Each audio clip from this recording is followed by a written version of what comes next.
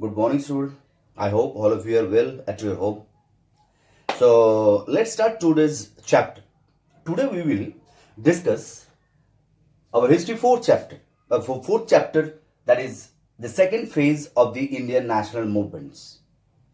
So last two class we discussed about the growth of nationalism and then discuss the first phase of Indian national movement.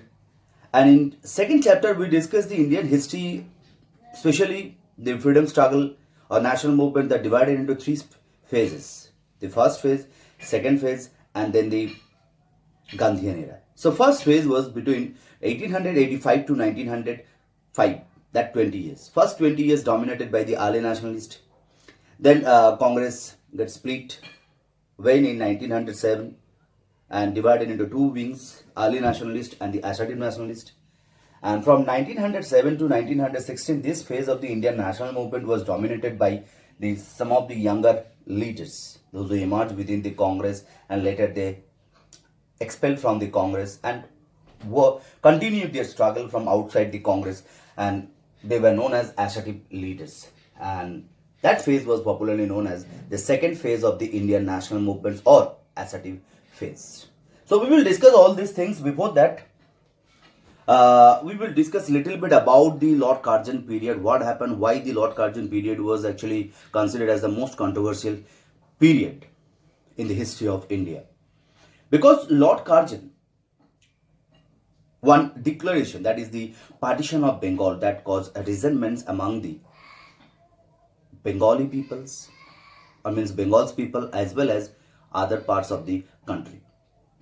So the presidency of Bengal, first we will discuss the scheme of partition. The presidency of Bengal was the most thickly populated province in British India, and it comprises today's Bengal, and that time Bengal was day-night difference. Why? Because that time Bengal was not only a Bengal, Bihar, Odisha, Jharkhand, including today's Bangladesh, was a part of Bengal. So more than 80 million people lived at that time, and it was very difficult for, according to their perspective, it was very difficult for them to administer such a big area and so large number of populations properly. So that is why Lord Curzon announced the partition of Bengal on 20th July 1905. So Bengal, which they divided into two divisions. One is the East Bengal and another one the Bengal. So Bengal, which included the western districts of Bengal proper and Bihar, Odisha, with the population of 54 million, and Calcutta was made its capital. Next is the East Bengal, the eastern districts of Bengal and Assam, and with the population of around 34 million people, and Dhaka was chosen its capital. Next the causes behind the partition of Bengal. Just now I said the reason given by the officials, actually British administration, behind the partition of Bengal. The main reason was it was very difficult to administer properly, so large area as well as large number of population. So for administrative purpose, they wanted to divide the Bengal into two divisions. But the officials worked out the plans and had other concealed motives. What were the motives? They found, number one, Bengal was at that time the nerve center of the Indian nationalism, a national movement. So that is why British wanted to stop the growing tides of patriotism or nationalism. Next is number two. Number two, the partition of the state was also intended to curb the Bengali influence by not only placing them into two administration but as well as reducing them into a minority in both Bengal itself, East Bengal as well as Bengal. Next, another one point, the partition was meant to foster the divisions on the basis of religion. East Bengal would predominantly by the Muslim majority and Bengal by predominantly by the Bengali people. Next, but the nationalist perspectives of the Indian nationalist, how they saw the partition of Bengal, what was their view regarding the partition of Bengal, which they saw that it was a deliberate attempt to divide the Bengalis on the religious basis and the territorial basis, and they disrupt and weaken the nationalism in Bengal.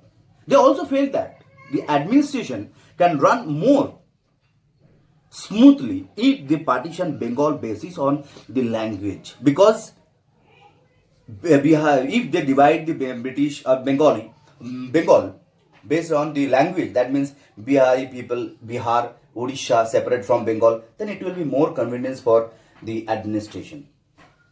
Next is, as well as the manner they followed for the partition of Bengal, they didn't consider the public opinion, and that actually hurt the sentiments of the sensitive Bengali people. Next, against these partitions, anti-partition movement took place in Bengal, and that spread later on in the rest of the country. So people started a strong movement against the partitions, that is known as the anti-partition movement. The partition of Bengal, anti-partition movement, not in your syllabus, but just I am telling for your information. So the partition of Bengal laid a mighty upsurge which brought people and the political leaders together. The Indian National Congress and the nationalists of Bengal opposed the partitions, and within Bengal, the different sections of peoples like Jamindars, then the merchants, lawyers, students, women, everyone participated and opposed the partition of Bengal. And partition was effected on 16th October 1905. So next, we will discuss about the Surat split. What? Surat split. Surat split, which is the Swadeshi movement, cast its shadow on the differences between the early nationalist and the assertive nationalist, because early nationalists wanted to confine it within Bengal, and another side, assertive nationalists, they wanted to spread this anti-partition movement throughout the country. So this problem was not resolved. There was other many differences between the early nationalist and the assertive nationalist, like in the questions of boycott, national education, mass movements. So these kinds of question was not resolved. Then another few differences occurred between this early nationalist and the assertive nationalist, which later split the Congress into two wings. The second point is, in 1906, who will be the president of Congress? There was a different opinion. Finally, Dadabhai Naoroji was chosen the president, and because Dadabhai Naoroji was respected by both. Next, again in 1907, again problem arise due to candidature. Who will be the president? Because early nationalists named for Rajbehari Ghosh, another one, assertive nationalist named for Lala Lajpat Rai. So in 1907, utter confusion was took place, and that result, Congress was split into two wings, early nationalist and assertive nationalist. So next 9 years, from 1907 to 1916, assertive nationalists remain outside the Congress. And this split was advantageous for the British, and it was actually harmful for the Indian national movement, and British utilize this split. They exploit this split in their own advantage. How? They followed the policy of concession and repression. Concession for early nationalists and the Muslim League, and repression for assertive nationalists, because assertive nationalists didn't care the British. They always named British and held British responsible for the India's backwardness. So this was the Surat split. Now next we will discuss the assertive nationalist. It is the second phase of the Indian national movement. second phase of the Indian national movement, and there emerged a new, younger group of leaders within the Congress. And they did not agree with the methods and the ideology that followed by the early nationalists. And these angry young men stood for a complete Swaraj, a complete independence from the British rule. And they also believed this could be achieved by more self-reliant methods, and they also wanted to have a mass-based movement for if we want to achieve these objectives. And this group of leaders were actually came to be known as ascetic because they had a different outlook that advocated active resistance to the British imperialism. And they condemned the British rule in India and held them responsible for the India's economic backwardness or downfall. And they called upon the people en masse to sacrifice their life for the sake of the country. And some of the prominent assertive nationalists like Bal Gangadhar Tilak, Bipin Chandra Pal, and Lala Lajpat Rai. So they are popularly known as the Lal Bal Pal trio. Next, we will discuss the objectives of the assertive nationalist. The main objectives of the because causes behind the rise of assertive nationalism, it's not in your syllabus. So main objectives of the assertive nationalist. The main objective was to attain a complete independence or attain this Swaraj. And this means the complete independence, not just the self-governments like the Australia as well as in New Zealand. So next is the methods of the early nationalist. What were the methods followed by the early nationalist? But the main focus of the early nationalist was to get more share for the Indians in their own administration of their country, and to end the British economic exploitation. So they believed that this objective could be achieved by adopting some sorts of direct action against the British. They also followed some other methods like non-cooperation, passive resistance, self-reliance, Swadeshi, etc. Now, next we will discuss the methods. First is Swadeshi. The first methods they followed, Swadeshi. So Swadeshi means the producing necessary things by own country and using them for one's use and refusing the use or do not depend on the imported items. And Swadeshi idea was popularized many times by occasional bonfire of the foreign clothes, salt as well as sugar. Next is boycott. So Swadeshi and boycotts are the two sides of the same coin. So that means when you followed the Swadeshi, that means indirectly or directly you also start boycotting or refusing the other goods. So economic boycotts of British goods and the use of Swadeshi designed to encourage the Indian industries for employment to develop, as well as when India's industries will develop, large number of peoples will all also get the employment opportunities, and it also proved as the most effective weapons for harming the British interest. Next is number 3. Third method that they followed is national education. National education. But the national schemes of education was also another one method that followed by the assertive nationalists. They believed if they set up or if they made the national education base for the national movement, then it will be good for India's freedom. Why? Because if they set up some institution, national institution that will not under the control of the government, so they can bring more and more students in their school and later they will follow their ideology. So that is why they actually tried to enlist the students in these services. And when the British government threatened to take a disciplinary actions against the students, a large number of government schools have been set up in different parts of the country, like National College, Pachiyappa National College at Chennai, as well as DAV also initiated to set up some schools. Next is passive resistance. Passive resistance. The assertive leaders believed in adopting the policy of non-violence resistance and vigorous political actions to achieve these objectives. And they believed that the political rights could not be achieved or owned by any organization who could not differentiate between the begging rights and claiming them. Begging rights and claiming them.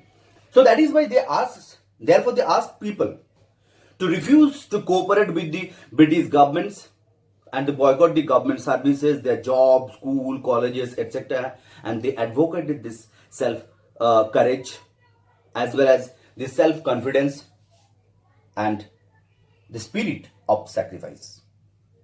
Then only we can achieve our goal of Swaraj. So apart from this, they also followed some other methods like the revivalism as well as the self or personal sacrifice. Next, the mass involvement. Assembly nationalists also tried to bring more and more number of peoples with their movements. They believe that without the mass, we cannot achieve our goal. So mass involvement is most important. As well as personal sacrifice. They also followed these methods. They try to convince the people you have to be more reliable towards the Indian freedom movement. That means you have to sacrifice your life. You have to create that mindset. You will work for the nation. You will sacrifice your life for the country. So these were the methods followed by the assertive nationalists to achieve their objectives. Next we will discuss the difference between the early nationalist and the assertive nationalist. Difference. First, the early nationalists wanted to achieve a self-governance within the British Empire. Another side, assertive nationalists, they wanted a complete independence, Swaraj, complete Swaraj. Next, number two, the early nationalists, they believed in the constitutional methods worked within the British framework. Another side, the assertive nationalists, they wanted the their approach was assertive, complete independence. They didn't want to work within the within the British framework. Next is another side. The early nationalists, they had a good positions under the British, but another side, the assertive nationalists, they denounced the British rule. Next is number 4. They had a faith in the British, sense of justice and fair play. Another side, the early assertive nationalists, they rejected the British rule and held them responsible for the poverty and downfall of the country. So these were the basic differences between the early nationalists and the assertive nationalists. Next is the contributions of the prominent assertive leaders like Bal Gangadhar Tilak, Bipin Chandra Pal and Dadabhai Naoroji. First is Bal Gangadhar Tilak. Bal Gangadhar Tilak, he was one of the prominent leader of the assertive nationalist, and he was also popularly known as the father of assertive nationalism, and he played a important role or leading role in the nationalism, and he popularized the cult of patriotism and making the Congress movement more broad based. Next is his contribution. First point is the demand for Swaraj. So Tilak was the first person who openly declared a demand for Swaraj, and his view on this regard was, the Swaraj is my birthright and I shall have it. Tilak was convinced the political right could be achieved by more aggressively demanding them. By begging that, you will not get the political rights. So his entry in Indian politics that marked the shift from the petition to demand for political rights. shift from petition to demand for political rights, and he was the first nationalist leader who sought to direct contact with the masses, and that later followed.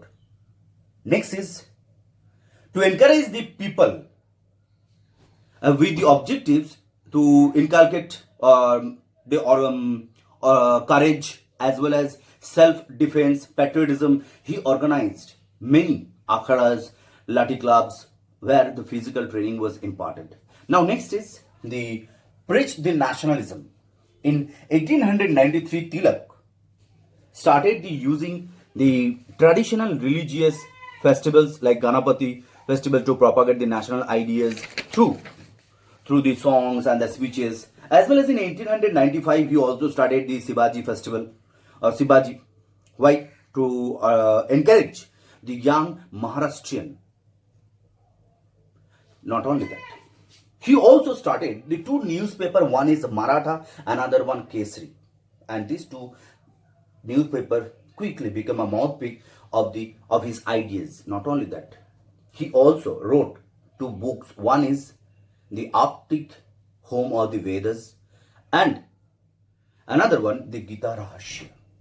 Next is number three. Number three is the established the Home Rule League. So Tilak set up a Home Rule League at Pune in 1916 to attain the self-government within the British Empire by a constitutional means. He was also considered the forerunners of Gandhiji due to various reasons. Number one first Tilak idea of Swaraj was akin to Mahatma Gandhi's idea of complete independence. Next is number two. Second, Tilak shout to close contact with the masses, that did by Gandhiji. Third point, Tilak preached the idea of Swadeshi, boycott, prohibitions, etc. But these ideas were also preached or followed by Gandhiji. So due to these reasons, he was considered the forerunners of Gandhiji. Now next, the Bal Gangadhar Tilak. Bipin Chandra Pal. So Bipin Chandra Pal also considered one of the important leaders of the assertive nationalist, and he also played an important role in the Indian national movements. So Bipin Chandra Pal was popularly known as the father of the revolutionary thought, and he started his political career as a social reformer. Later, he joined the Congress in 1886, and his contribution first role as a journalist. So, as a journalist, he worked for Bengali public opinion, the Tribune, New India, to propagate his brand of nationalism. Next is number two, the national education. Bipin Chandra first wanted the national education to be the base for freedom movement. Why? Because it would arouse the nationalistic passion and become an effective instrument of social progress. Third point, social and the economic reform. So Bipin Chandra Pal also gave some proposals for the social and the economic reforms in India, or to remove some of the social evils. So number one, he opposed the caste system. Number two, he advocated the widow remarriage. Number three, educating the women. He believed that the education is the only way that can enhance the status of the woman. Next is number four, to establish the equality in society. He wanted to tax the rich more than the poor heavily. Next, number five, he demanded the 48 hours of work in a week and increase the wages of the workers. Next is Lala Lajpat Rai. So he was another one important or prominent leader, assertive leaders. So Lala Lajpat Rai was popularly known as the Punjab Kesari as well as Seri Punjab, and he was an eminent lawyer, prolific writer, enlightened educator, social reformers, and as well as a fighter against the British rule. So he joined the Congress in 1888 and remained its worker till the end of his life. And he joined the Assertive Nationalists in 1907. Next is Lala Lajpat Rai. Supported the workers' movements, and then in 1920 he became the first president of All India Trade Union Congress. Next, His contribution, first point, the social, first is the educationist and the prolific writer. So Lala Rajput Ray was a prolific writer, and when he was in USA, he started a monthly magazine. That name was Young India, and to spread the message of right of India to attain Swaraj. And his publications include the Call to the Young India, then the England's Debut to India, then the Political Future of India. Lala Lajpat Ray also founded the Punjabi Bande Mataram as well as the People, and he also wrote a book that named the nation a national education that called to reform the prevailing education system. Next is number two, second contribution as a social reformer. Lala Lajpat Ray associated with the Arya Samaj movement and DAB College at the Lahore in 1886. Not only that, he personally opened many orphanages, hospitals, and the schools.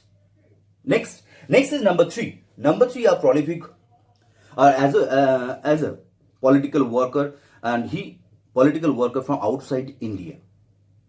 So he went to abroad to mobilize the opinion in favor of the India's freedom struggle, and when he was in America, then he joined the Ghadar Party in 1940, and the Ghadar Party was founded by Lala Hardayal. So in 1928, while he was leading a procession at Lahore against the Simon Commission, then he was badly injured due to the lathi charge, and after that he was hospitalized, and few days later he was passed away.